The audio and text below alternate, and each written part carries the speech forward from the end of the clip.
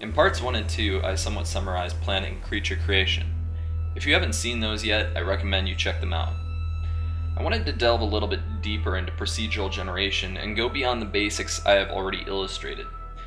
In order to truly understand the nature of how all of this is put together, one has to understand the properties of procedural algorithms.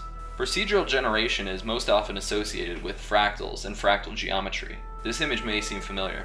That's because music players use fractals in the visualizers. In order to understand how this could relate to a video game, you have to understand how the system works. Procedural generation is based on a numbering system which projects a future outcome based on the established rules put in place. That may seem a little confusing still without any example. Some classic examples are Pascal's pyramid and the Fibonacci sequence. The Fibonacci sequence is a great example of number projection and how procedural generation works. It's a very basic rule stating that the following number is going to be the sum of the two previous numbers. Using Pascal's number pyramid, I can illustrate its function.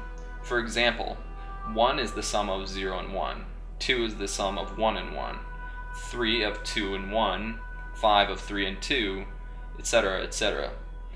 This has most famously been illustrated in proportional boxes, illustrated in a spiral-like shape created by the sequence. The sequence is very prevalent in life throughout the cosmos, and some have argued it has significance in the design of the universe. This is similar methodology to how fractals work, and how No Man's Sky works. A Mandelbrot set fractal is based on what is known in fractal mathematics as a space-filling tree. The concept behind this is based on extension of one pattern in repetition. You can make many variations of such a tree based on different patterns, but the infinite concept will always remain the same. A Mandelbrot fractal is based on what is known as the Julia set system.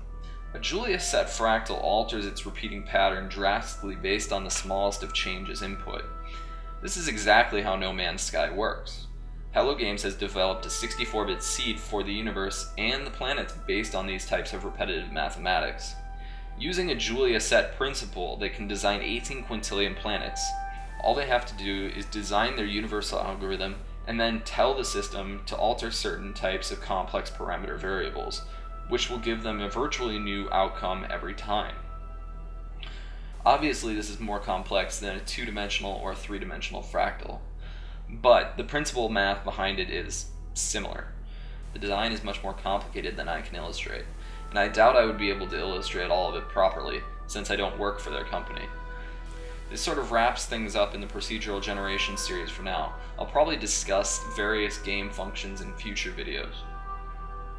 Alright, until next time, stay tuned.